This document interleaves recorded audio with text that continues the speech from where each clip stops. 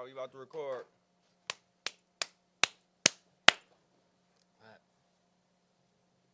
We good?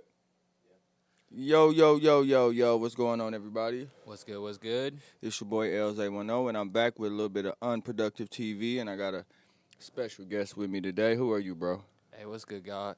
What's good, gang? ConorchillOut here. Ooh. Live and direct in the building. Audio engineer here at Emerald Dreams. Producer, mix engineer, whatever you need. Yeah, for sure, man. This shit is so crazy. It's just like I got to get in the vibe because in the midst of doing all this content and doing all this shit, I know Conor can attest to this, we really busy individuals. Yeah. It ain't just, it's not like we just do this stuff. So it'd be like, literally like today, I probably had to take care of like 6 things before we came down here and even did this. You feel me, though? So it's like 5 p.m. and you already tired. Already tired because I've been up and at it, and it don't never stop for me. It's always a go. But shout out to the Unproductive TV. We got bro here. I just wanted to, I wanted to interview Conor and really just open up some light to everything that was going on with bro. So before we start, let's just start, like, give me the beginning. Let me know a little something about your growing up and your family and, like, little things you didn't. Give me the beginning. Shit, the beginning for me, grew up here in Kansas City. I started out, fell in love with the piano at a young age. Played that while I was growing up till high school, like most people. Then I started playing sports instead. What sports you play? I was a baseball player, Yeah, baseball for sure. I'm pretty small, so basketball was out, football was out, baseball. Baseball, what you play? What, shortstop, first base? Second base. Second base, wow. Second base get a lot of action. Second base and shortstop get it in. Yeah, that's why I liked it, some quick plays. Yeah, only them one of them skill positions. Like if you get put at catcher, first base, second base, or shortstop, or even a base. Shortstop's the one. Third base is the hardest, though, because you get a lot of right-handers, and they be hitting that ball. Everybody, quick, they getting it all the time. Yeah, it's the fastest reaction time. And you the last defense before home. So third base is definitely gonna be a little bit tricky. You know what I'm saying? You gotta be ready for that, especially back catcher. Back catcher, I know. If you're gonna be the back catcher and you catcher, that's a whole lot of responsibility. Catching, I have a lot of respect for catchers, bro. You got to. I understand they're calling a lot of the game. I mean, yeah, they talk to the coach and stuff, but they're calling a lot of the pitches themselves. Shout out to my boy David. I know his son, little Noah. He was out there. He just started. He volunteered to be a back catcher, and I told my homeboy, I said, man, you gotta watch him. I said he might be a little serious if he came off jump and volunteered to be a home catcher. So shit, it's definitely watch out. He got some talent. But so baseball. So go ahead, give me. So where you from? Yeah, so I'm from originally Liberty, Missouri, here in Kansas City. It's a northeast suburb. I grew up all right. Went to private school and shit. Played baseball. Went to college. Got my business degree. But in the back of my mind, I'd always been into music and shit, especially the piano. I love melodies. The piano, like you said. And building the production. So once I graduated college, I came back to Kansas City and just started making like lots of beats after work and stuff. So what inspired? What event? Give me an event that inspired you to do music, or like you was like, or you wanted to be a creative, or like when you saw this and you was like. Something that inspired you and it just like took off like a virus and you was like, this is what I want to do. Yeah, so I hate to sound like a cornball here, but when I saw Mac Miller coming out when I was in high school, seeing the way he was doing it and just to see somebody like that move differently and also get respect from the community, that was sick. Mac and then Miller, also rest in peace, Mac Miller, man. Most definitely rest in peace, Mac Miller.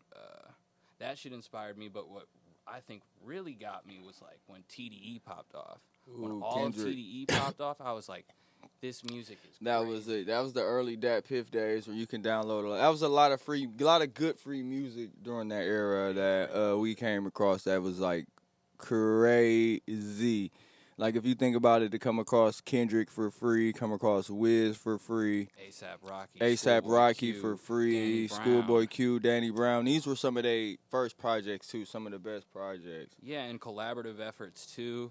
And you know, a lot of Schoolboy Q stuff was actually on Dat Piff while it was on iTunes too. It sure was. It was. Yeah. But that Piff was definitely like I was downloading the Dat Piffs every day I got off work. That was the first step before I chilled. Was like, let me get me a new project off Dat Piff, man. But if I'm being real with you, bro, what really made me stick to music was when I graduated college. But give me an event. Give me that one thing that one. I graduated college, bro. I graduated college and started working for AT&T, and I remember they tried to get me to sell, like in one day, they tried to get me to sell plans to like 3 babies.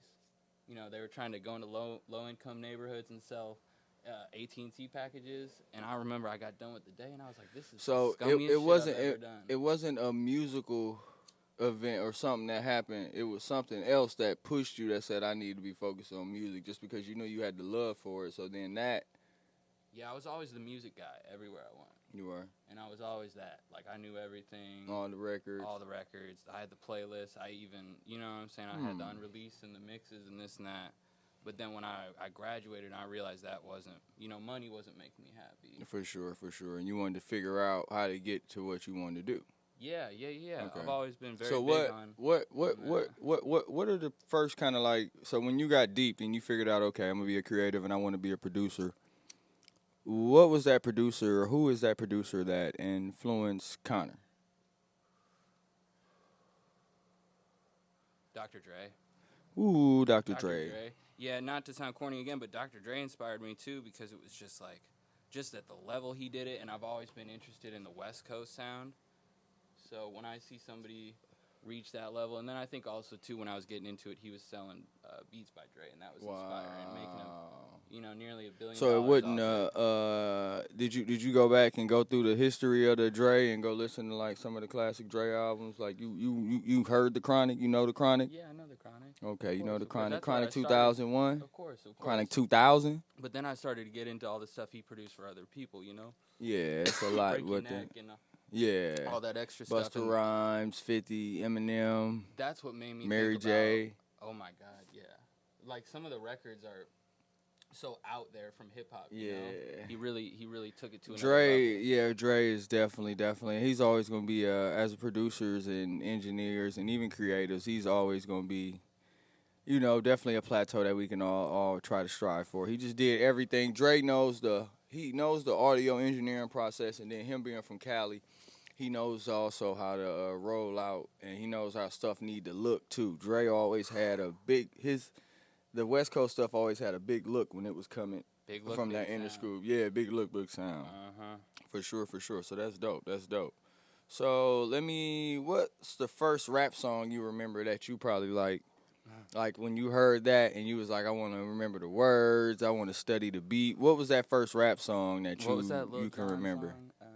Snap Your Fingers. Oh. Man. Yeah, with the crazy little beat on there. That and like some of the old Young Jock stuff right around Oh my then. God. Like when I heard that, and I was like a bad little kid, like 7th grade listening to that, but I wanted to recite all that. Some of them, shit. so Lil Jon production was crazy though. Yeah.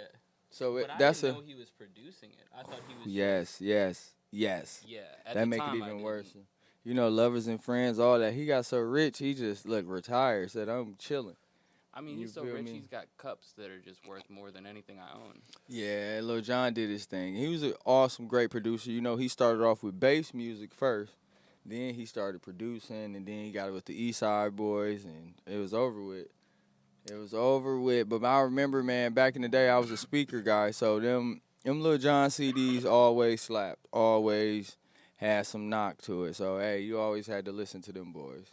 Yeah, for sure. Lil Jon, that's crazy. You said that you go from Dre to Lil Jon, but them are definitely, I would say, definitely different genres and a nice different mix, but potency is still at the same kind of, you know, Dre, I wouldn't say Lil Jon's not messing with Dre on the potency level, but he still is very, very potent producer and had a very, very lot of successful songs. Yeah. A lot of successful songs. I'm trying to tell you, you cannot sleep on Lil Jon. He has Super Bowl commercial. He's got a lot of